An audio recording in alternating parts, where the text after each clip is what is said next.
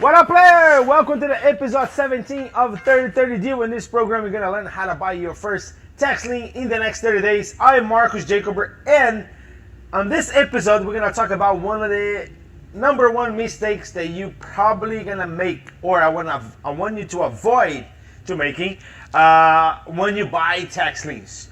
So the number one mistake that might happen is locating the wrong property. Remember we talked about this in episode 16? Let me share a story with you. In the beginning of my career, believe it or not, this is a cul-de-sac. Right? And I was researching some tax liens.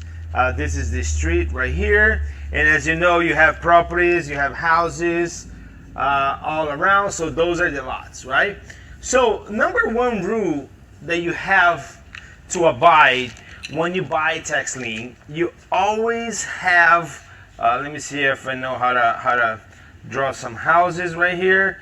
I've been doing this for 10 years and I don't know how to draw them yet. So we have a bunch of properties right here, as you know. Let me see, there you go, right? Yeah, and there's another house here. Okay, cool. Then, the number one mistake that you make is not locating the right property. I already said that. The reason why I said the number one rule you need to abide is always double check your information. Okay? You gotta compare, because guess what? Let me break the news to you. The county makes mistakes. And you know what's the fun part? They don't take responsibility for it. It's your fault that you didn't do your proper research. That's what they said, right? So let me show you. Let me tell you. In the beginning of my career, this was a $1,200 mistake. So I was part of the auction in Maricopa County in Arizona. Okay, Arizona pays 16% a year, right? And I researched a bunch of tax liens, put in my shopping cart, put my bid numbers and all that.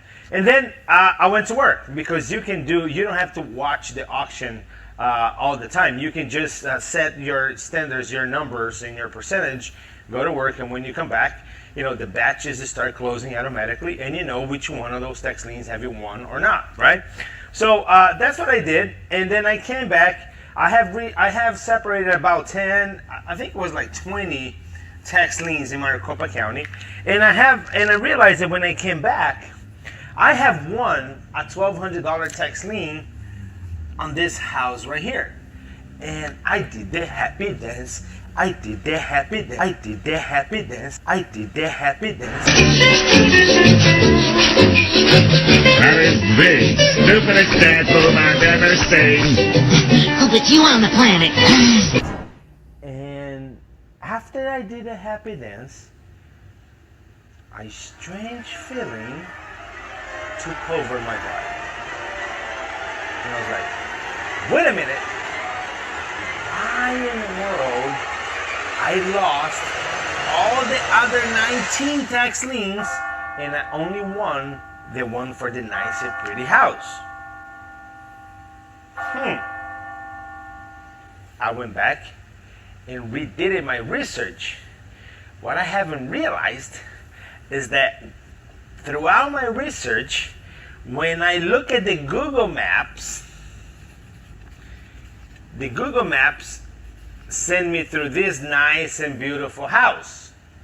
In reality, what I have bought, it was a little small, tiny, rocky, with a bunch of cactus, a small park at the end of the cul-de-sac. So what happened was, the builders developed all the street, and there was a little bitty stretch of land right here that they couldn't done anything with it, right? And there was like a giant wall right here, and then there was a street right back here. And then on this little bitty piece of tract of land at the end of the cul-de-sac, they couldn't done anything with it. So what they did was, they put a small park. They put a bench. It was a nice bench. It has some cactus because it's Arizona and nothing grows there. There are a bunch of rocks, right?